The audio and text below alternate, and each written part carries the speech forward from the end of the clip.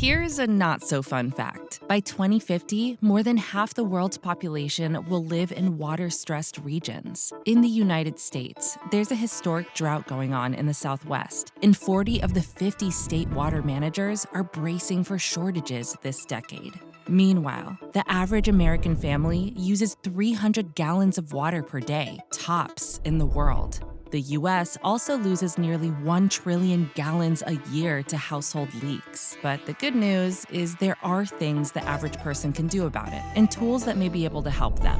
Take smart home networks, which will be in more than 350 million households worldwide by 2023. Will they be smart enough to help tackle the water crisis? Let's find out.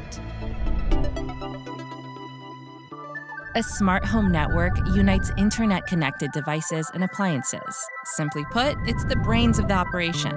The brain remotely controls things like lighting, heat, and water usage. But it's not just taking orders. It might be changing human behavior and even influencing people to act more sustainably. How? Let's take a look.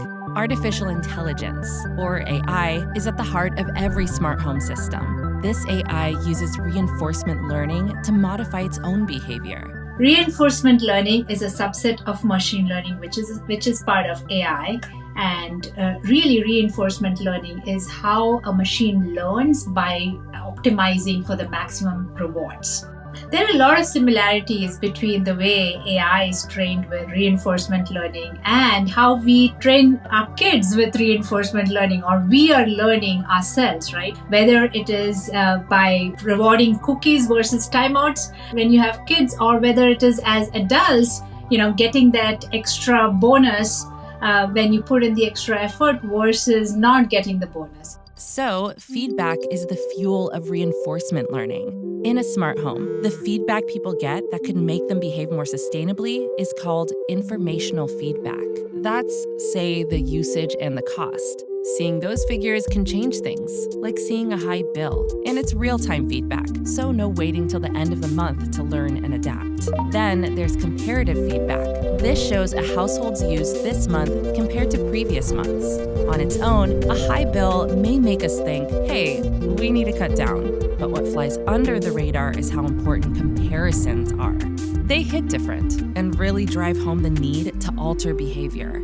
And comparisons can be even more potent when there's an established norm involved. If, for instance, a smart home app could show you the neighborhood averages or the national average for similar households, then the feedback would likely be even more effective. That's because research suggests that people are highly motivated to keep their behavior in line with that of their peers. Smart home technology is still in its infancy, but it already has resource-saving features. Ever tried to fill up a measuring cup from a faucet quickly? Chances are you spilled some. How about your morning shower? By one estimate, Americans waste 280,000 gallons a day waiting for water to heat up. But what if there was a better way? Moen smart faucets, for example, can dispense exact amounts of water for specific purposes and heat them to precise temperatures. Same goes for their smart showers, which can be set to preferred temperatures. What if that little bit of precision, spread across hundreds of millions of homes, made a big impact? We are at this crucial moment in time where we have to focus on sustainability, and smart home is one of the crucial ways we can do it. Whether it is reducing our power consumption, water usage, there are so many ways smart homes can actually help. The most impact you can have with smart home technology is to make it into a game. As humans, we love to engage with machines in a gaming format where you are getting some kind of perceived rewards, where it could be just points or encouragement. And smart home technology really brings that power where you can encourage humans to behave in a more sustainable way.